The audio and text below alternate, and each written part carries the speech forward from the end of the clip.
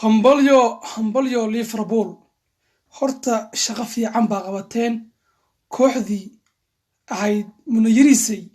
gacanta ku dhigteen yaa Pep Guardiola bidarof maanta waxa la sheegay in dhikar uu caaw dhiman doono dhikar inuu caaw baqtin doono aan dhahe baa la sheegayaa hambalyo Liverpool libaax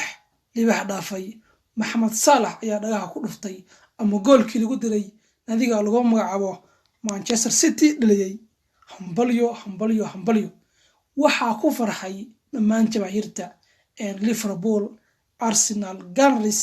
ayaa ku farxay guushan ay gaadhay kooxda Liverpool Anfield hada timaadid hafilan gool hafilan ee dhibca ku soo qaadatid Anfield Anfield ogow Anfield garoon gool lagu soo gaaro waa uu ka weyn yahay koox yar ah oo hadda dhalatay 2012 baa la barta nadiga lagu magacaabo Manchester City Liverpool la konton sano jidda wax isku dhigmo ma ahan war bashashiina war baladadiina war digaagiina war chickenkiina iska cuna booni cindi ku tala gashay malahan ilan haalan haysanaa ana hurtay ma bixiyo Liverpool markii lagu yimaado waa luma arinta ma fiican aniga Liverpool loo horimaana waa luma meel la aaday iyo meel loo dhaqaaqay iyo meel loo cararay lama yaqaano nadiga yar ma leela waa kan dif laakiin Liverpool labadii kulan dhaay ku dhufatay ugu dambeeyay kulankii maalintii dhawaatay kulankan marka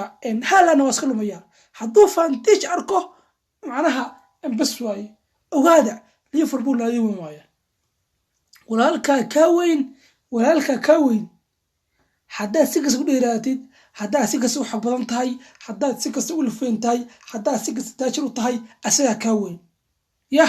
daadu ka weyn macnaha ma gaadid baan ka wadaa ma gaadid nin waxa la yiri nin bil ka horeeya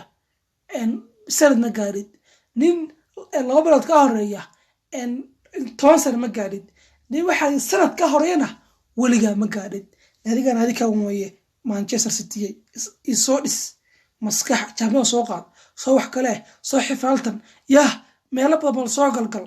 markaas Anfield ku badi wax xaqiiqo walaakiin hadda dagaf war isajiya marka Pep Guardiola